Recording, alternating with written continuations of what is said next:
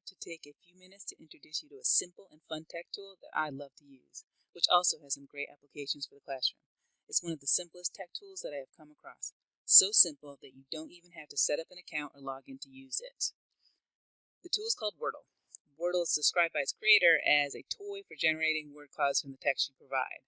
The size of the individual words are determined by how frequently they appear in the text you've entered.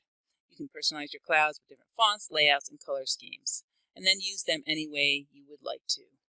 To create a Wordle, you simply click on Create. You can paste or type text in here. I've previously selected the Star Spangled Banner to give you an idea of what it looks like. Once the text is in there, you simply click Go, and in a few moments you'll have your Wordle. Now, you saw that this does require Java, so it only works with browsers that support Java. So that would be Internet Explorer or Safari on the Mac. So you'll want to make sure to be using one of those browsers. But here's my Wordle, and you'll see the bigger the word, the more frequently it appeared in the text. Once you get here, you can make some selections about the spelling, making all words uppercase. This removes all the common English words like the and a. You can change the font that you'd like to use. You can change the layout as far as round edge, straight edges, having the words go horizontal, vertical, any which way. You can change the color.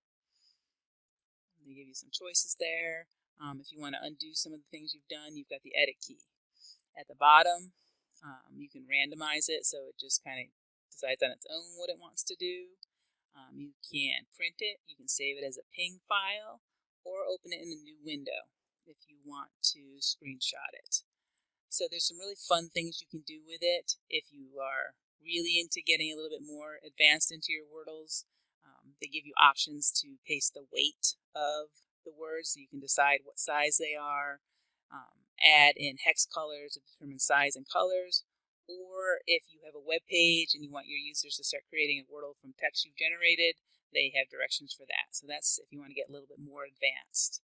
If you go back to home, again, you simply create another one. You do need to save anything you create as a PNG.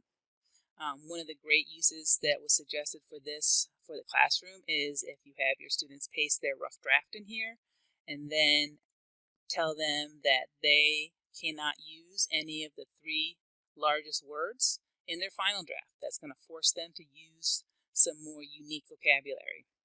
I think this tool is great for any age student that is using words in sentences, can copy and paste text, and it's a great way to add some fun to the classroom. I hope you'll check it out. Thank you.